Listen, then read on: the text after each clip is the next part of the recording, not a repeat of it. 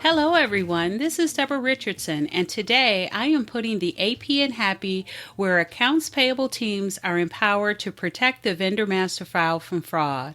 This podcast will give a voice to accounts payable team members by talking about the growing reality of cyber attacks in their world and which vendor setup and vendor management techniques they can apply to protect the vendor master file from fraud.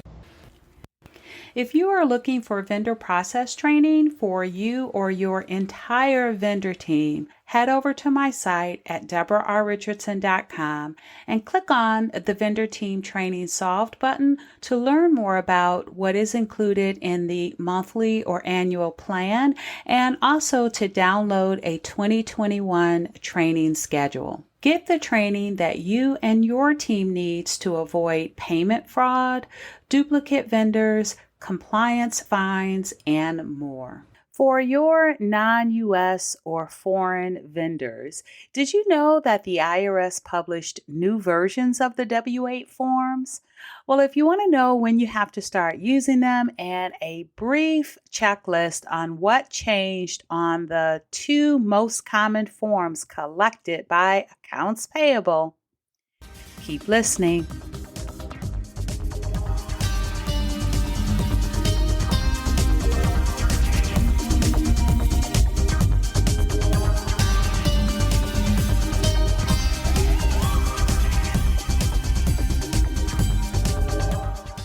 Welcome to episode 163, what the vendor team needs to know about the updated IRS W-8 forms. Now, before I get into all of this, I do have a disclaimer that I am not a tax professional, especially when it comes to foreign payees or non-U.S. vendors, because the IRS does have quite a few different versions of the W-8 form. Also, those forms can include treaty claims, and it just gets very complicated. And even when I was an accounts payable senior manager, so I was a practitioner, we actually had two folks on our from our tax team that we would send all of our W-8s to make sure that they were filled out correctly. And then we also sent them all of our, we had actually a spreadsheet of all of our foreign or non-U.S. vendors, and we identified what their spend was. We would send them electronic versions of invoices, and that tax team would determine who was reportable, whether or not we need to have withholding on them. And actually, they used to do that when we sent them the W-8s, right? They would tell us if they were reportable or withholding. And then at the end of the year or in January of the following year, we would send them a spreadsheet that had all of the information that we had collected on them from our vendor file, in addition to all of the spend that they had for that year. And then that tax team would tell us what information went on what or which field in the 1040 or from the 1042S. And then they would also review the filing for the 1042 as well to the IRS. So we had a whole separate team that dealt with all of the tax complexities related to the W-8. So what I am talking about here is just from the accounts payable or vendor team perspective. And you'll see what I'm talking about as I get into it. So let's go ahead and get started. Now, in my experience, the IRS W-8 versions most often submitted to accounts payable for vendor setup is the IRS W-8 BIN, which is the Certificate of Foreign Status of Beneficial Owner for United States Tax Withholding and Reporting for individuals.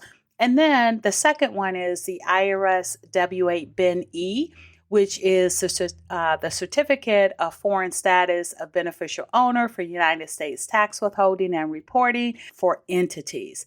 Now, it doesn't mean that you won't get the other three forms, and they are the W-8 ECI, which is the Certificate of Foreign Persons Claim that income is effectively connected with the conduct of a trade or business in the United States, or the Form W-8 EXP, which is the Certificate of Foreign Government or other foreign organization for United States tax withholding and reporting, or the Form W-8 IMY, the Certificate of Foreign Intermediary, Foreign Flow, flow-through entity, or certain U.S. branches for United States tax withholding and reporting.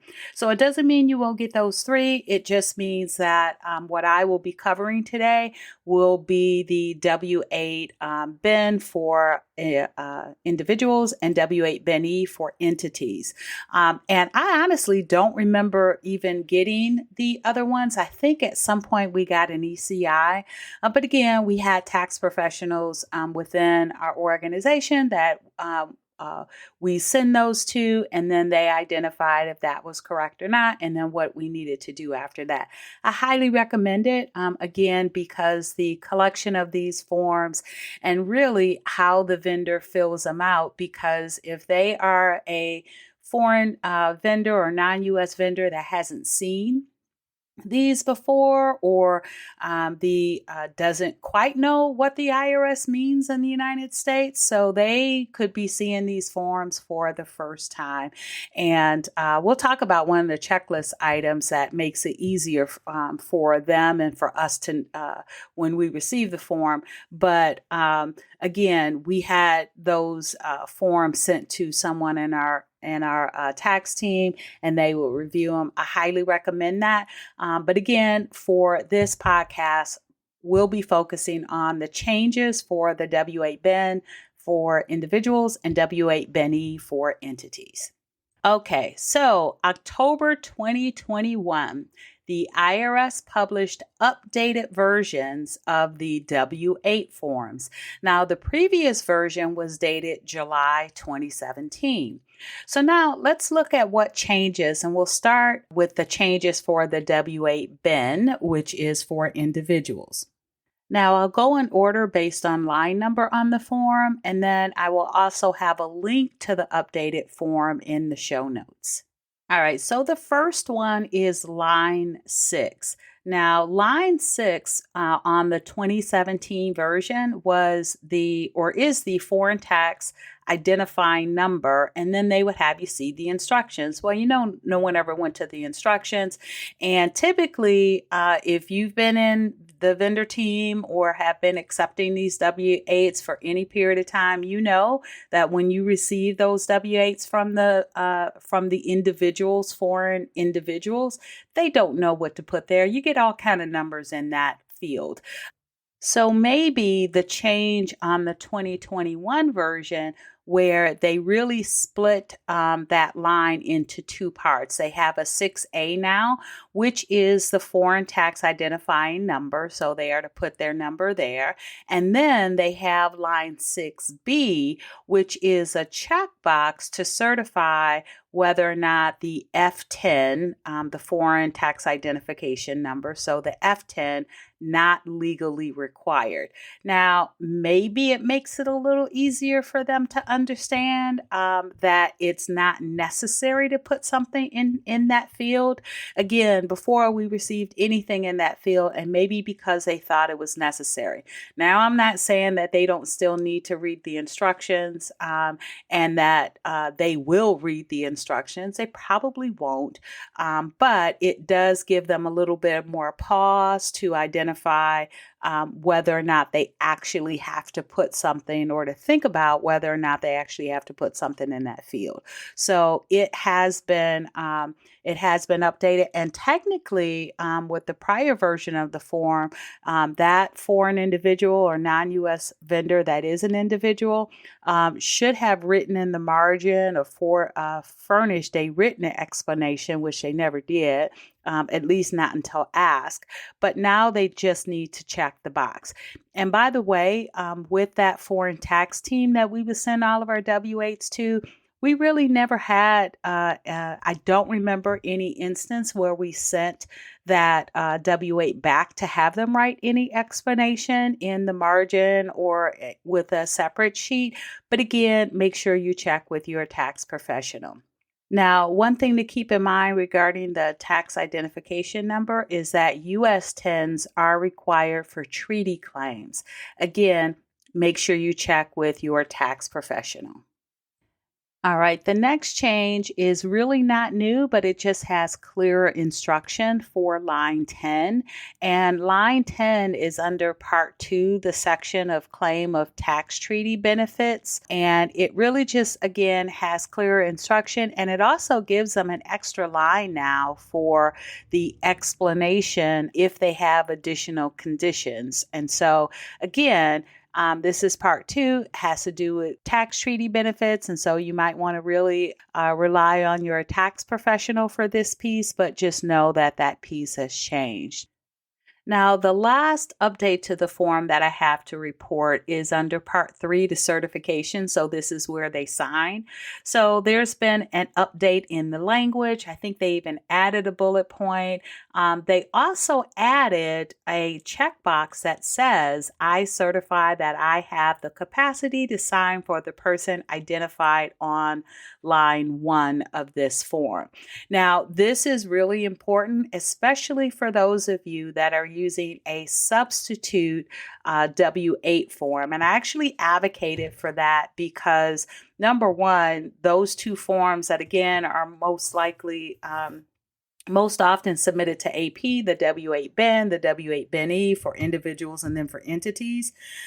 Those are, if there are no treaty, if those vendors are not claiming any treaty benefits, then it can be much easier to get what you need from the vendor, especially from entities, because the W-8 BEN-E, right, is multiple pages. Again, it might be the first time that they've seen this and they don't know how to fill it out correctly.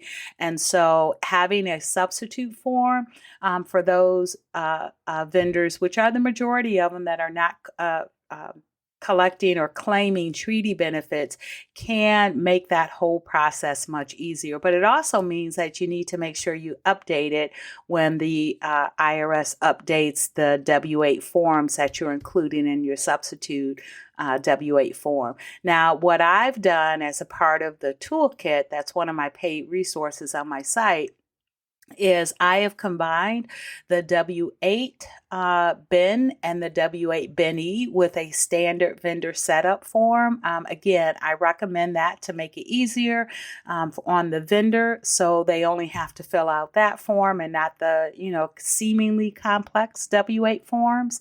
And then you can also collect all the information that you need for a vendor setup all on one form. So it makes it easier on the vendors, and then it makes it easier on your vendor team or you as well. But again, you do need to make sure you need to get it updated. And in the toolkit, the W-8 or the substitute W-8 form that I have available has been updated to include this new certification information, as well as the checkbox for the F10. And I think that was really the only thing I needed to update. But if you have your own substitute W-8 form, make sure you go and check out the updates for the forms that you've included in that substitute W-8 form, and make sure you make the applicable updates. All right, so moving on to the changes for the W-8 BEN-E, and again, this one is for entities. Okay, so on this one, I will go by line number as well. And so the first one is for line 4, which is the Chapter 3 status or the entity type, where they must check only one box. So it's a checkbox for a type of entity they are. And the change here is that The options, the foreign government classification option that was on the 2017 version has been replaced by two options for a foreign government. So you can either be, or the foreign government can either be an integral part of a foreign government or an entity that is controlled by a foreign government. So those things were added: foreign government control entity and foreign government integral part. And again, if you have a substitute W-8 that you are working with, make sure you add those two options. All right, the next one is line 9C, where they added a checkbox for F10 or foreign 10, not legally required. Same thing that they did on the W-8 bin. So again, we'll see if that helps with entities now knowing that they don't have to put a number in that foreign taxpayer identification number field. Might make them think about it, because again, if you've been in the vendor team or accounts payable for any amount of time and been receiving these, you know that the vendors think they have to put something in there, and so they put numbers that you don't even know what they mean. So hopefully this will help them take a step back and think about whether they need to put a number in there or not. All right, the next one is line 14. Now, this is under part 3, and I'm actually going to just say line 14 and 15. So both of these are under part 3, claim of tax treaty benefits. And for line 14, the limitation of benefits, it added a new option checkbox, and that new option or checkbox is no LOB article in treaty or line of business. And they also added on line 15 just clearer instruction. And again, because this is related to tax treaties, make sure that you're engaging as applicable your tax team or your resources for foreign tax, so that they can interpret these changes for you and your vendor and your company. All right, and the final change, just like the W-8 bin, the W-8 bin-E has changes to the certification area or signature area. So there's language or verbiage updates. And just like the W-8 bin, they added a checkbox and requires the signer to say that I certify that I have the capacity to sign for the entity identified on line 1 of this form. All right, so those are the changes that I have identified for the W-8 bin and the W-8 bin-E. Again, check with your tax professional, especially if you receive any of the other 3 versions of the W-8 form. So the next question is, when do you have to start using them? Well, each form has a 6-month transition period. So technically you have until April 30th, 2022. Cannot believe it's 2022 already. But April 30th, 2022 is the cutoff date. So until then, you can still use the October 2017 version. And you don't need to collect a new W-8 from all of your foreign or non-US vendors just because the form changed, only when they expire. So if you are collecting W-8 forms that expire 12/31 this year, meaning they have signature dates in the year 2018, you can still accept the older version of the form, but encourage the completion of the new version by sending it with your request to update their expiring form. So just attach the newest version of the form, and then that way they have the form that they need to complete, and then 2, it's the most updated version. And by the way, I have 2 resources or 2 podcast episodes that might help you if you deal with W-8s. And if you listen to this episode, I'm thinking you might. So the first one is episode 27, and the name of the episode is Can You Switch to a Substitute IRS Form W-8? And so I talked about that a bit during this episode to make sure if you are using one, you get it updated. But if you're not using one and you want to see some reasons why it might help you, go ahead and listen to episode 27. And then I just talked about tracking IRS Form W-8 expiration dates, right? Collecting those before 12/31. If you're not familiar with that process, you might want to check out episode 24. And in that episode, I have a link so you can download a W-8 expiration date tracker that is free on my site. So check out one or both of those episodes if you are interested. All right, so thanks everyone. I hope you enjoyed the 163rd episode of the Putting the AP in Happy podcast, where accounts payable teams are empowered to protect the vendor master file from fraud. Don't forget to check the show notes for the links mentioned in the podcast. If you enjoyed this episode, consider subscribing and writing a review of my podcast on the platform that you use to listen. Stay happy.